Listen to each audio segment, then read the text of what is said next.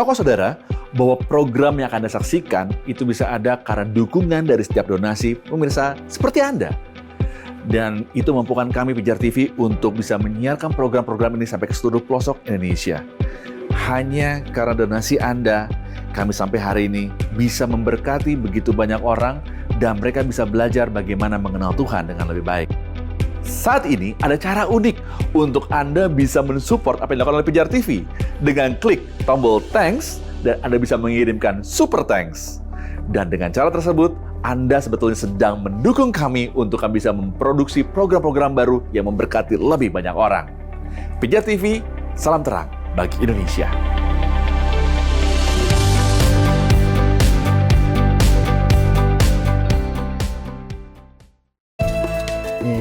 Kita telah menyebutkan arti dari banyak angka. Tapi bagaimana dengan angka 7? Saya pikir ini adalah angka yang penting. Apa artinya? Baiklah, angka 7 itu memang terkenal dan juga dikenal. Jelaskan tentang itu. Dimulai dengan angka 7. 6 hari di mana Tuhan menciptakan bumi dan langit dan beristirahat. Pada hari ke-7 dan demikian angka 7 adalah angka kesempurnaan. Saat kita mencapai angka 8, ada awal yang baru. Karena 7 sudah selesai. Alkitab dipenuhi dengan angka 7. 7 hari penciptaan, 7 hari raya orang Israel, perumpamaan kerajaan surga berjumlah 7 surat untuk 7 gereja, Paulus mengirim 7 surat ke 7 gereja. Angka 7 disebutkan lebih dari 50 kali. Hanya dalam kitab Wahyu, ada 7 materai, 7 sangkakala, 7 cawan, 7 guru, 7 tanduk, dan 7 mata.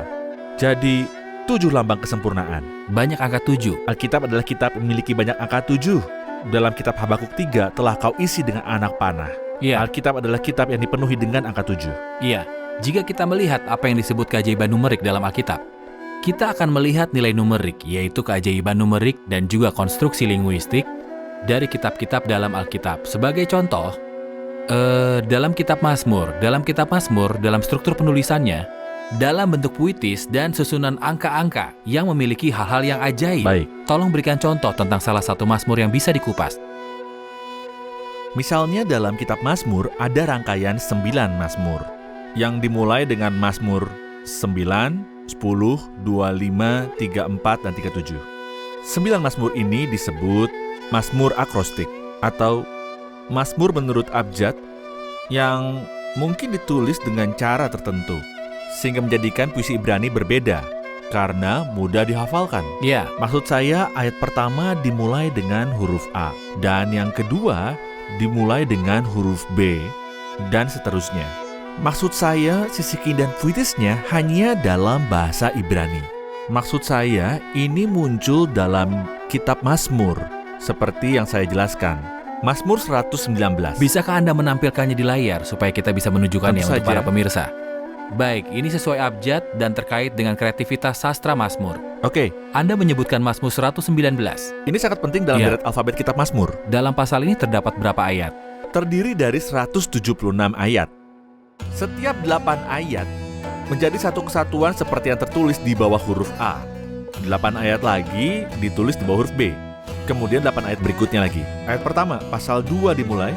Huruf kedua, alfabet Arab. Dikatakan dengan apakah seorang muda mempertahankan kelakuannya bersih. Ini adalah ayat pertama. Berikutnya juga menggunakan huruf kedua alfabet Arab.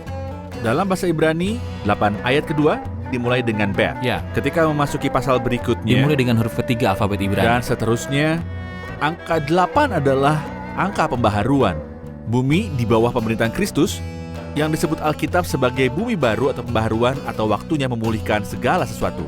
Saat kita sampai di sini yaitu angka 8, semua kata-katanya manusia adalah 22 huruf yang mewakili seluruh alfabet. Itulah firman Tuhan.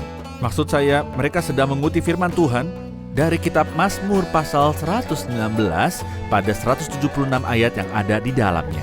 Di setiap ayat di dalamnya ada kata Allah disebutkan. Bukan kebetulan bahwa nama Yahweh diulang sebanyak 22 kali dalam Mazmur ini. Tepat. Ada 22 kali kata memegang, seperti 22 alfabet dalam Ibrani. Bukankah ini sangat menakjubkan? Aku melihat batas-batas kesempurnaan. Tepat sekali. Adakah urutan abjad yang memiliki nubuatan? Kita telah belajar bahwa ada urutan abjad dalam Mazmur 119. 22 huruf tersebut adalah judul dari setiap bagian yang masing-masing dimulai dengan sebuah huruf. Huruf ini diulangi per 8 ayat dalam setiap bagian. Apa urutan alfabet yang memiliki perspektif nubuatan? Perspektif sebelumnya juga dianggap sebagai nubuatan karena terlihat pada hari Tuhan yang bahagia. Tapi sebelum hari Tuhan, si pembinasa keji itu akan muncul. Anda akan terkejut ketika kita sampai di Mazmur 9 dan 10. Kita akan menemukan Mazmur 10 tanpa judul. Karena Mazmur ingin memberitahu kita bahwa pasal itu berkaitan dengan Mazmur 9. Alfabet dalam Mazmur 9 dan Mazmur 10 adalah alfabet yang saling terhubung. Tapi setelah kita mencapai ayat 7 dalam Mazmur 10 sampai ayat 12 ada 6 huruf yang dibuang. Ya, Mengapa? Karena angka 6 mewakili manusia yang diciptakan pada hari ke-6. Dan ayat terakhir dalam Mazmur 10, supaya tak ada lagi seorang manusia di bumi yang berani menakut-nakuti. Pada bagian ini kita diberitahu tentang datangnya masa sulit. Ketika si pembinasa keji duduk di atas tata Allah di bait Allah dan berkata, "Akulah Allah." Urutan Mazmur 9 luar biasa. Pasal ini memberitahu kita mengenai berbagai kerusuhan dan penderitaan. Semuanya mengikuti akrostik atau urutan abjad. Sampai Mazmur pasal yang ke-10, ke-6 huruf ini tidak ada. Pemazmur ingin memberitahu kita bahwa angka 6 itu penting.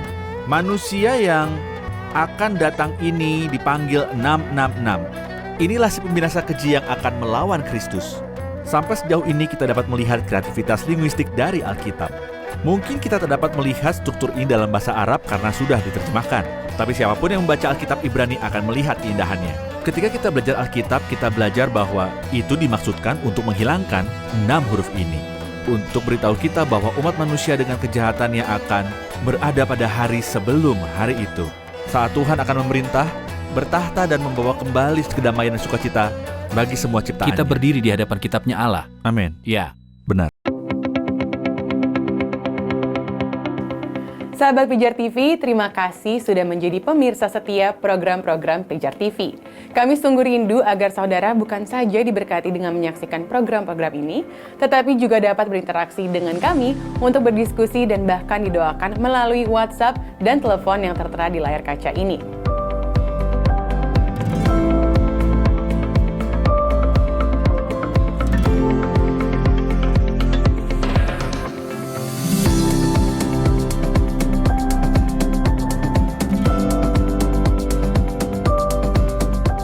Hubungi kami sekarang melalui WhatsApp, tim Respon Pijar TV siap untuk melayani saudara.